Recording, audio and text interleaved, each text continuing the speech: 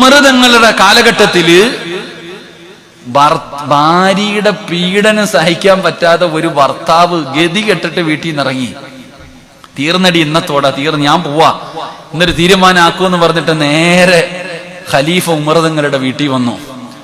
ഇതിന് ഇന്നത്തോടെ ഒരു തീരുമാനമാക്കുമെന്ന് പള്ളിയിൽ പോവാന്ന് ഞാൻ പ്രസിഡന്റിന്റെ വീട്ടിൽ പോലെ പള്ളിയിൽ പോവാന്ന് പറഞ്ഞ് ഇറങ്ങി പറഞ്ഞ പോലെ ഒരു ചങ്ങാതി നേരെ ഉമറുതങ്ങളുടെ വീട്ടിൽ വന്നു. പടപേടിച്ച് പന്തളത്ത് പോയപ്പോ പന്തം കൊളുത്തി പടയുന്നൊരു പഴഞ്ചൊല്ലുണ്ട്.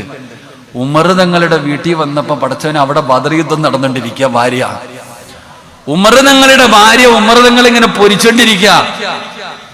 ഈ ചങ്ങാതി ഇങ്ങനെ കണ്ടപ്പോ വിചാരിച്ചു, പടച്ചവനെ അല്ലാ, ഇത് വെച്ച് നോക്കുമ്പോ അതാ നല്ലത്, മിണ്ടാതെ ഇറങ്ങിപ്പോയി. അപ്പോഴേ ഈ ഉമറുതങ്ങൾ ഈ രംഗം കാണുന്നുണ്ട്, ഇയാളിങ്ങനെ വന്നു പോണത്. അപ്പൊ കണ്ടപ്പോ ചോദിച്ചു, നീ ഇന്നലെ രാത്രി എന്റെ വീട്ടിൽ വന്നില്ല, എന്താ വന്നേ? ഒന്നുമില്ല. എന്തിനാ വന്നേ? ഞാൻ എന്റെ ഭാര്യയുടെ കാര്യം പറയാൻ വന്നയാ. അപ്പൊ അവിടുത്തെ പെണ്ണുങ്ങളല്ലേ എന്ന് മഹാനായ സയ്യിദുനാ ഉമർ ഇബ്നുൽ ഖത്താബ്.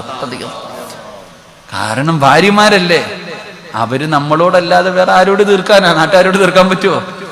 അവര് പറഞ്ഞോട്ടെ, നമ്മുടെ അടുത്തല്ലേ പറയണേ. ഞാൻ പറഞ്ഞത് ഭാര്യയും ഭർത്താവും എന്ന് പറഞ്ഞാൽ വഴക്കും ബഹളമൊക്കെ ഉണ്ടാകും. പക്ഷെ 5 മിനിറ്റ് സംസാരിച്ചാൽ തീരാത്തതൊന്നും ലോകത്തില്ലടോ.